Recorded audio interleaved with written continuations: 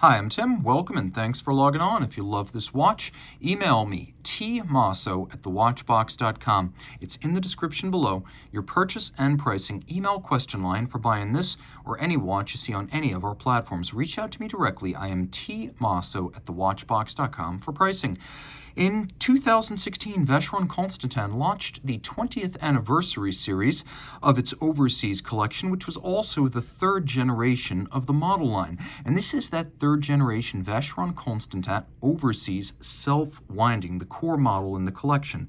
It's 41 millimeters in diameter in rose gold, 11.3 millimeters thick, and from lug tip to lug tip, 48.7 millimeters across the wrist on a lovely chocolate brown rubber strap on my wrist, which is 16 centimeters circumference. The watch wears beautifully, flat enough to fit underneath the dress cuff. You can see that the edges of the case are also canted down, which helps to angle the strap down and around the wrist. There's your over-the-top shot where you can see that the lug profiles of the tonneau case are not out to the edge of my wrist, close but not quite there. It's easier to see down the barrel just how much clearance I have, and I could recommend this watch on the strap for a wrist as small as 14 centimeters circumference. It's secure, it's flat, it's comfy. The strap is high grade. You could see it has a cut or a molding pattern very similar to the Maltese cross motif of the brand.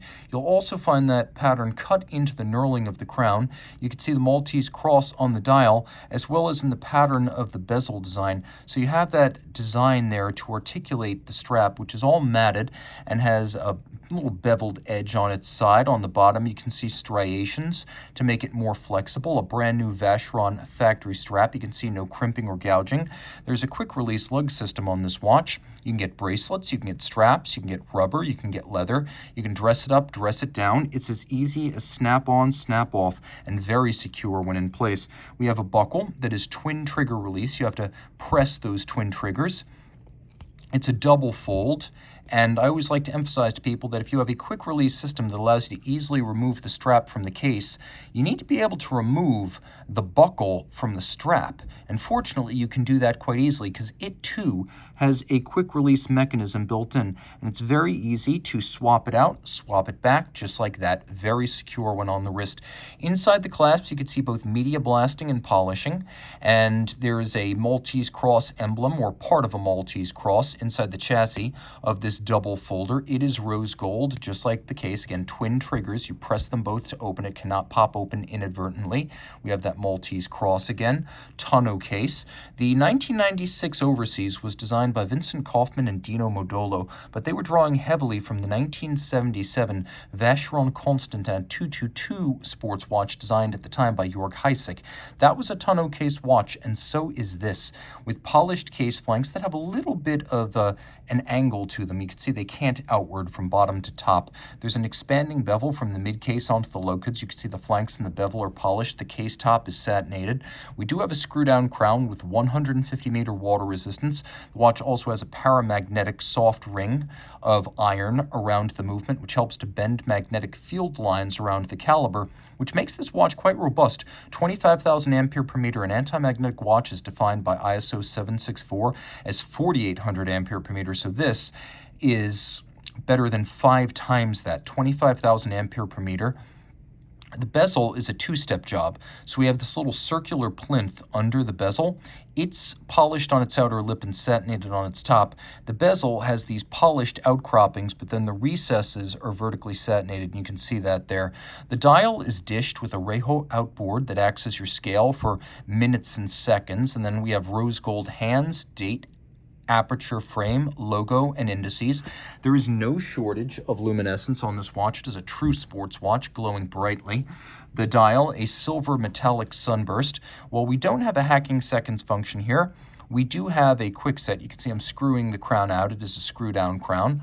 Wind this watch up. I never like to present a dead watch that isn't running. I always feel like it's more fun to show you the watch in motion. While we don't have hacking seconds, we do have that quick set function for rapidly cycling the date. And you'll be happy to know, on the reverse side, the Generation 3 was the first generation of the Overseas to include 3 things. 1, a display case back. 2, a manufacturer movement. And 3, the Geneva Hallmark. But it's more than just the movement. You'll find it as well on the case of the watch itself. Right here, since mid-2012, the Geneva Hallmark has been a symbol of excellence for the entire watch, not just the movement. It's a symbol of the quality, the specific standards met in finishing, as well as precision. And to that end, the watch is 5-position adjusted, which is the chronometer and high horology standard. So while Geneva Hallmark is often associated just with beauty, there is an element of exacting precision as a timekeeper. We have 4 different finishes on this lovely 22-karat rotor, and it sits on ceramic bearings for high efficiency and low maintenance. You could see graining or chiseling, polishing, satination, as well as polishing. And then it has this compass rose motif. It's in 22-karat gold, not 21, not 18, God help us, not rose gold-plated tungsten. It's an automatic winder. This is a 2-barrel movement with a 60-hour power reserve. One of the reasons for 2 barrels is that 2 barrels give us a very even release of torque, so when fully wound, the watch doesn't gallop and gain a lot of time, and as it discharges, it doesn't slow down a lot. That's why you go with 2 barrels. It's not just for a longer power reserve, it is for better consistency through the full power reserve. Geneva Hallmark, yes. The movement is 37 jewels. Beautifully decorated, large, it fills the case back.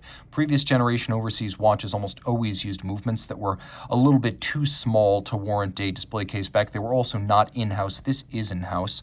We have that lovely rotor, then you could see stripes laid down by abrasive wheel. We have lovely polished bevels. You can see them on the edge of bridges. Satination on wheels. We have engine turning on the base plate. You can see these locating pegs, these little polished dots. Those are used to help precision locate the bridges as they're placed onto the base plate.